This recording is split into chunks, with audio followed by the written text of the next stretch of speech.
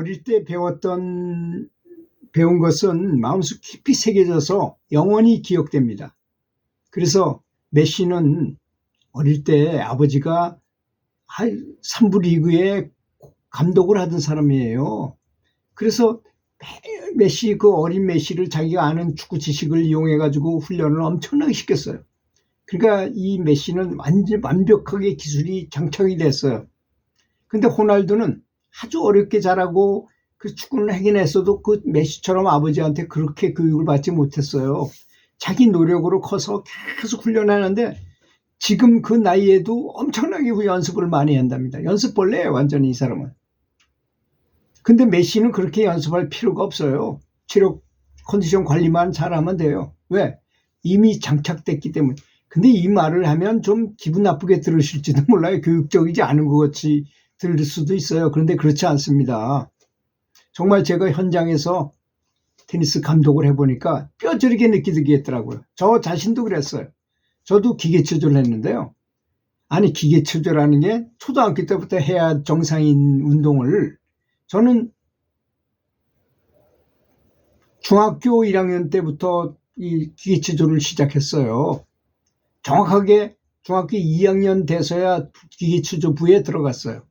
그러니까 키는 작고 상체 힘은 좋아가지고 뭐 철봉, 평봉 뭐 이런 거, 링 이런 건 곧잘 했지만 이 저 뭐 제주 넘기 같은 마루 운동 있잖아요. 땅바닥에서 하는 거는 잘 못하겠더라고요.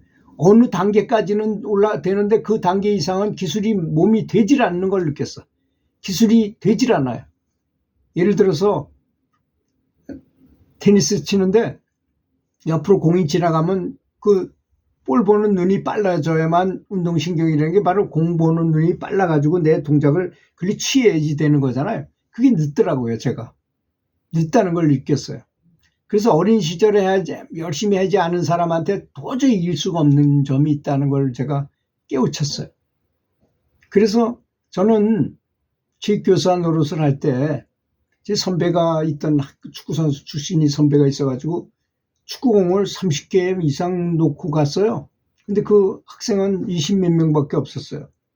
그러니 공 하나씩 내주고 공을 리프팅, 이렇게 떨어뜨리지 않고 차는 거 있잖아요. 리프팅을 20번을 못하면 점수를 안 주겠다 해가지고 체육 점수는 그걸 가지고 제일 먼저 그걸 수행평가를 했어요. 그래가지고 저한테 배운 친구들은 축구를 곧잘 하게 됐어요. 축구는 한 번도 안 했어요. 왜? 학생 수가 적으니까. 근데 이웃 학교하고 같이 체육대회를 해요. 축구 시합이 벌어지면 우리가 7대0 뭐 이렇게 이겨요. 왜? 그것만 시켰는데도 발로 공을 다루는 능력이 우리가 우수하기 때문이죠. 그런 것입니다. 그래서 어린 시절에 무엇을 하는 건 대단히 중요한 것입니다.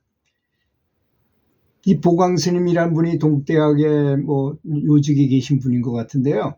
그분께서는 어린 시절에 이렇게 연부를 하셨더라고요. 어머니가 돌아가실 것 같으니까 참 열심히 연부를 하는데 그때 얼마나 간절하게 했겠어요. 근데 그런 분들은 어릴 때 이미 기도라는 게 장착이 돼요, 머릿속에. 제가 아는 어떤 큰 스승은 그런 깨달음을 아주 크게 깨달으신 스승께서는 이런 경우가 있더라고요.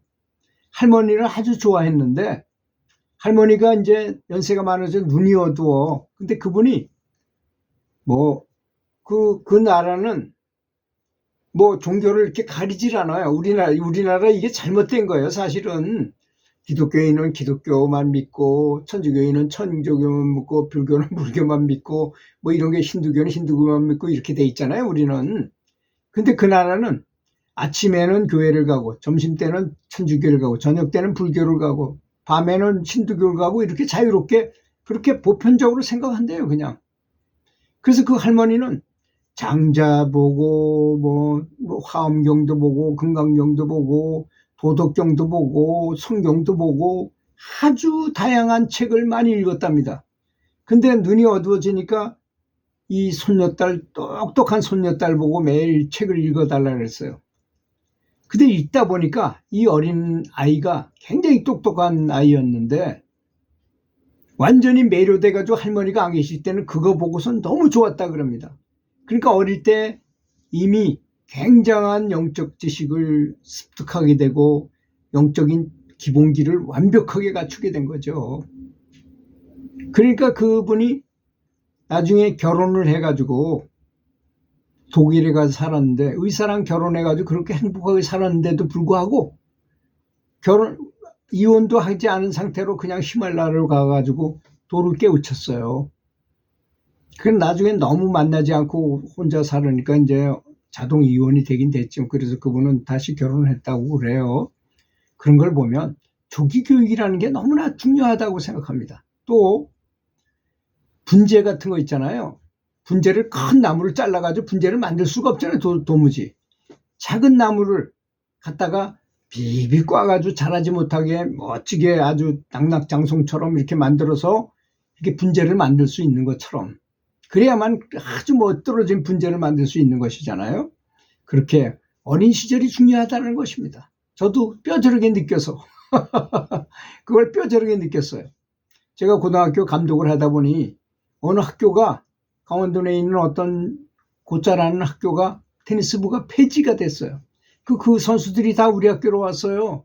체육도 좋고 그래서 아주 굉장히 희망을 갖고 열심히 시켰는데 어느 한계까지는 되는데 그 이상은 안 돼요.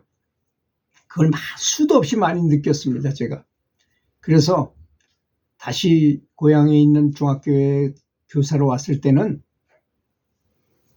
그래도 전국대회에서 우승한 선수들을 스카우트 해가지고 열심히 시켰어요. 그래가지고 우수한 선수를 만들어낼 수 있었던 것입니다. 그래서 저는 그 다음에 책을 썼어요. 장학사가 돼가지고 책을 썼는데, 공부도 그럴 것이다 라고 조사를 하다 보니 정말로 깜짝 놀라는 일을 엄청나게 많이 발견했어요.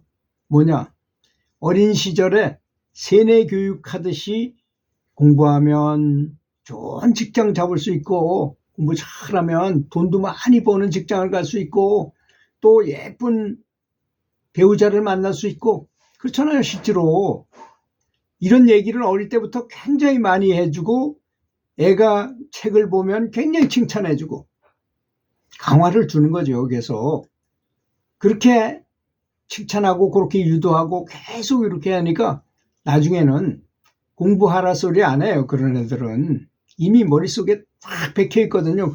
공부만이 살 길이라는 걸 이미 알고 있는 거예요. 애들은 너무나 깊이 알고 있는 것입니다. 그러니까 그런 애들은 오히려 부모들이 반대로 해요. 야, 너무 많이 하지 말아라. 좀 잠도 자가면서 해라. 오히려 거꾸로 얘기한답니다. 이쪽에 애들은 매일 신경질 내면서 이놈아 공부해라 하지만 공부해야 된다는 그 의식이, 공부가 힘든 거잖아요, 사실은. 그렇게 세뇌교육 시키듯이 하지 않으면 그 어려운 공부를 하기가 어려워요, 사실은. 그래서 그걸 감동을 받아가지고 그런 사례를 가지고 책을 썼어요. 그래서 제가 연불가목록에 대해서 그렇게 많이 얘기하는 것입니다. 연불가목록이 가장 좋은 것이다. 연불가목록을 많이 읽어보면 연불하고자 하는 의욕이 생겨요. 하고자 하는 생각이 듭니다. 그래서 아이를 키울 때 가장 중요한 사람은 어머니입니다. 첫 번째 선생님은 어차피 어머니일 수밖에 없잖아요. 뭐 왕실의 뭐 왕자라머니야 뭐 슈퍼 대디를 데려다가 뭐 슈퍼 대디라는 거 아시죠? 그 아이 교육을 전문으로 하는 그런 사람들 모셔다가 이렇게 애를 교육시킬 수 있지만, 보통 사람들은 그렇지 않으니까 다 엄마가 첫 번째 선생님일 수밖에 없는 것입니다. 그 어머니가 정말 아이들한테 공부의 중요성을 살살 아주 꼬시듯이, 그래서 세뇌 교육처럼 해라는 말이 바로 그런 뜻입니다. 우리가 연불을 하는 것도 마찬가지입니다. 연불을 내가 하고자 하는데 연불이 잘 안 돼. 그러면 어떻게 해야 될까요? 말 안 듣는 개를 훈련시킬 때 어떻게 합니까? 간식을 주잖아요. 간식을 주면서 잘할 때마다 간식 주고 못할 때는 본 척도 하지 않는 것입니다. 그렇게 우리 마음도, 에고의 마음도 살살 훈련을 시켜야 되는 것입니다. 그래서 연불하는 것이 이 세상에서 가장 중요하고 가장 좋은 것이고 너무나 행복해지는 것이라는 자기 이해부터, 자기 마음부터 먼저 교육을 시킨 다음에 연불을 하도록 해야 하는 것입니다. 그래야만 하고자 하는 의욕이 생기고 정말 하고자 하는 의욕이 생겨나면 그때는 저절로 되는 거예요. 그 다음에는. 그렇지 않습니까? 강제로 하려니까 뭐든지 안 되는 거지만 정말 내심의 요구가 생겨서 할 때는 너무나 즐거워서 하게 된다는 것입니다. 그래서 일본의 속담에 이런 말이 있다 그래요. 재밌게 생각하면서 가면 천리길도 심리와 같다는 말이 있어요. 그렇잖아요. 천리가 얼마나 뭡니까? 근데 심리길 같이 짧게 느껴진다는 것이 아니겠습니까? 그러니까 재미있게 느끼는 것이 가장 중요하다는 것이죠. 연부를 아주 재미있게 느끼시기 바라겠습니다. 들어주셔서 감사합니다.